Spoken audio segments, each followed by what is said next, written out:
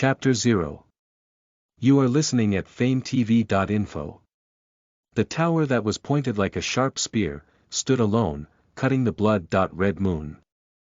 Such a large moon will never be familiar, but no one has ever seen it point one person, a box big enough for one to hide oneself in in order to prevent herself from making sounds like quivering and chattering of teeth. She hugged her forearms with both hands, terrified. The lightless pupil couldn't find a place to settle as she veered her eyes around. She could hear footsteps from afar. The sound of footsteps dragging on the floor without a sign of hustle. It was as if it was looking for someone, stopped and then walked again. The footsteps gradually got closer to the wooden box where the person was hiding.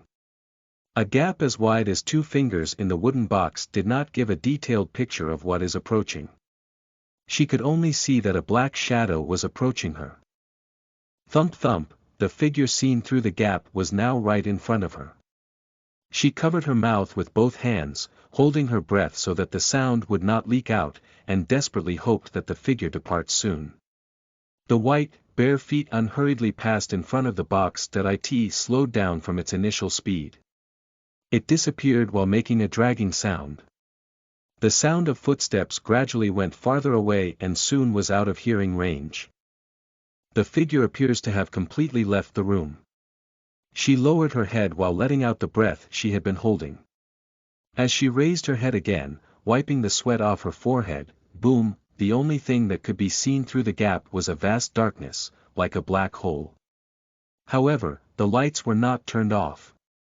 What she saw were the black eyes that took up half the face.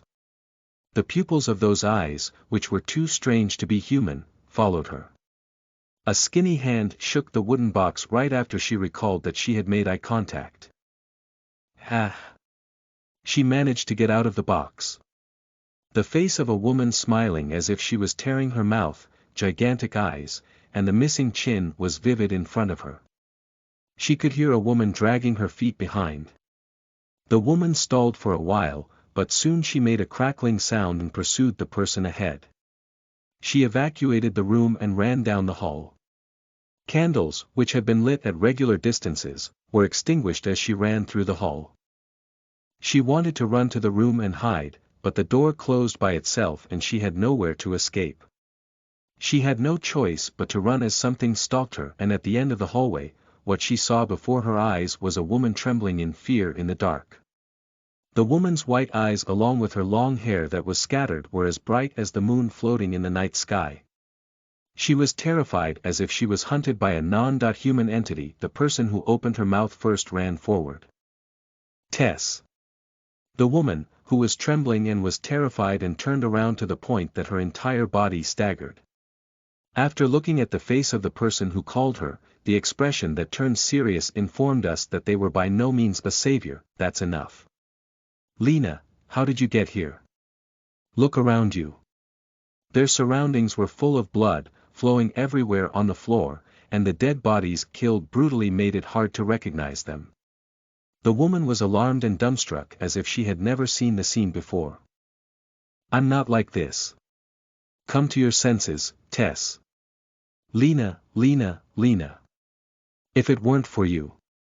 A woman in fear like a cornered animal held a sharp sword in her arms. She tried to run away again because of the sudden change in the woman's behavior, but behind her, a woman with white bare feet was pursuing her. She had nowhere to hide. The woman's looming sword came charging at the woman's heart. Game over. Red letters appear on the black screen filled up the whole screen. Again, another type of bad ending was recorded.